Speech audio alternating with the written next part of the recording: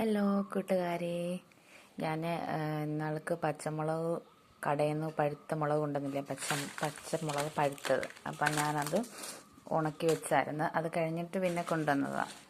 അതെന്താ ഇങ്ങനെ ഇപ്പോൾ കണ്ടോ, നല്ല നിറം. ഇതിന് മുമ്പ് ഒരുപാട് തവണ പച്ചമുളക് കൊണ്ടുവന്നിട്ടുണ്ട്. പച്ചമുളക് പഴുത്ത് തുടങ്ങിയത് കടയിൽ നിന്ന് കൊണ്ടുവന്നിട്ടുണ്ട്, പച്ചക്കറി കടയിൽ നിന്ന്. പക്ഷേ ഞാൻ ഡയറക്റ്റായിട്ട് അങ്ങ് വെയിലത്ത് വെക്കുന്നു. അതുകൊണ്ടും പിന്നെ നമ്മൾ അന്നേരം കഴുകിയിട്ട് വെയിലത്ത് വെക്കുകയും ചെയ്യുമായിരുന്നു. അപ്പം അതുകൊണ്ടാണോ എന്നറിയത്തില്ല, മുളക് ഇതുപോലെ ഇതിലും ഇങ്ങനെ വെള്ള കളറാകുമായിരുന്നേ.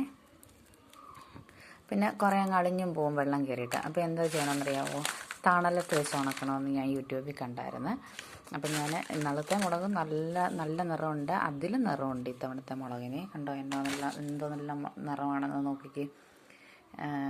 ഇതിങ്ങനെ തണലത്ത് വെച്ചിട്ട് ഉണക്കിയപ്പോഴാണ്. എന്നിട്ട് തണലത്ത് വെച്ച് ഉണക്കിയിട്ട് ഇതുപോലെ പരുവമായി കഴിയുമ്പോൾ നമ്മളൊന്ന് കഴുകി ഇട്ട് കഴിഞ്ഞാൽ നമ്മൾ ഉണക്കമുളകൊക്കെ കഴുകത്തില്ലേ, അതുപോലെ നമ്മൾ മുളക് പഴുത്ത് തുടങ്ങുന്ന മുളക് അന്നേരം കഴുകാതെ ഇതുപോലൊക്കെ ഒന്ന് ഉണങ്ങി തുടങ്ങിയിട്ട് ഇട്ട് കഴിഞ്ഞാൽ ആ മുളകിനകത്ത് വെള്ളവും പിടിക്കത്തില്ല. ഇതുപോലെ തണലത്ത് വെച്ചിട്ട് ഉണങ്ങണം കേട്ടോ.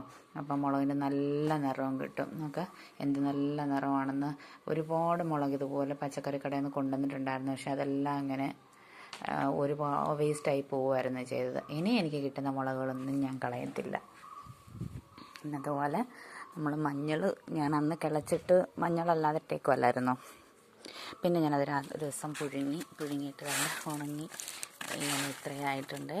ഇപ്പോൾ ശരിക്കും ഉണങ്ങിയിട്ടുണ്ട്.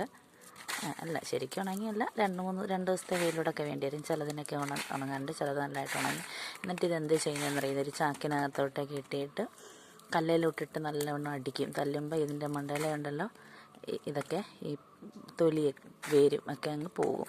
എന്നിട്ട് നമുക്ക് കൊണ്ടുവന്ന് പൊടിപ്പിച്ചെടുക്കാം. ഉണങ്ങിയപ്പോൾ ഇത്രയും കിട്ടിയിട്ടുണ്ട്. പിന്നെ വേറൊരു കാര്യം കാണിക്കാം.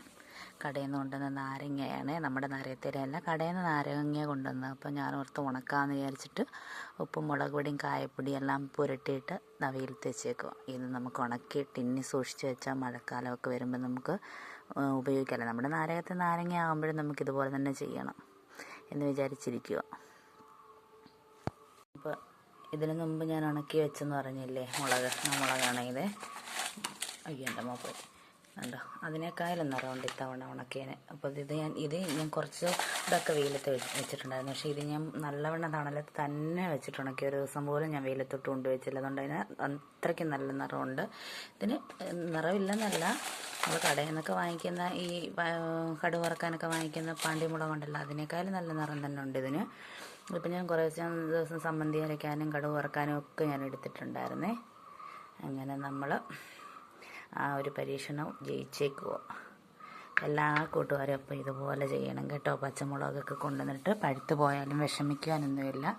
നമുക്ക് ഉപയോഗമുള്ള കാര്യമാക്കി തന്നെ എടുക്കുക. നമ്മൾ തന്നെ ഉണക്കി കഴുകി ഉണക്കിയെടുക്കുന്ന മുമ്പ് അവിടെ ഇവിടെ ഒന്നും ഇട്ടിട്ടൊന്നും എടുക്കുന്നില്ല. നമുക്ക് തന്നെ വൃത്തിയായിട്ട് ഇതൊക്കെ ചെയ്തെടുത്താൽ ഇങ്ങനെ അങ്ങ് കഴുകി ഉണക്കി പിന്നെ വെച്ച് കഴിഞ്ഞാൽ നമുക്ക് പിന്നെ കടുക് വറക്കാനൊക്കെ ഇടുമ്പോൾ ഒന്നും ടെൻഷൻ വേണ്ടല്ലോ. നമ്മൾ അവിടെ നിന്ന് ഇവിടെ നിന്നൊക്കെ കൊണ്ടുവന്ന മുളക്, ഉണങ്ങിക്കൊണ്ടുവന്ന മുളകിനകത്താകുമ്പോൾ എന്തൊക്കെ ഇവിടെയൊക്കെ ഇട്ടിട്ട് വരുന്നതെന്നൊക്കെ നമുക്ക് ഡൗട്ട് ഉണ്ടാവുമല്ലോ.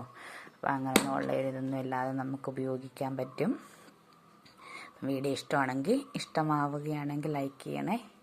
നമ്മുടെ പൈപ്പിൽ വെള്ളം വന്നിട്ടുണ്ട്.